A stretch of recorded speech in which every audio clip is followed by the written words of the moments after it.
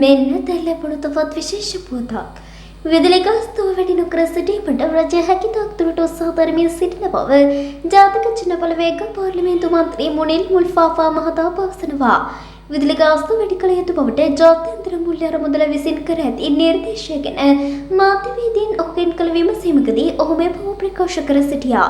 බංකොලොත් වී තිබූ රට නැවත ආර්ථික වශයෙන් ශක්තිමත් වෙමින් නැති මොහොතක සියලු කේස්ත්‍රවල ප්‍රශ්න ඇති බව දන්නා බවත් ඒවා විසඳගෙන ඉදිරියට යාමට බලාපොරොත්තු වන බවත් ඒ මහතා වැඩිදුරටත් සඳහන් කර සිටියා. මෙන්න එම පුවත නැවතත්. විදුලි ගාස්තුව වැඩි නොකර සිටීමට රජය හැකිතාක් දුරට උත්සාහ දරමින් සිටින බව ජාතික ජනබලවේග පාර්ලිමේන්තු මන්ත්‍රී මුනිල් මුල්ෆා මහතා පවසනවා. විදුලි ගාස්තුව වැඩි කළ යුතු බවට ජාත්‍යන්තර මූල්‍ය අරමුදල විසින් කර ඇති නිර්දේශය ගැන මාධ්‍යවේදීන් ඔහුගෙන් කළ විමසීමකදී ඔහු මේ බව කියා සිටියා. මෙවැනි උණුසුම් පුවත් ලදසනින් දැන ගැනීමට ඔබගේ YouTube channel එක subscribe කර බෙල් අයිකනේ ක්‍රියාත්මක කරන්න. ඔබට සුබ දවසක්.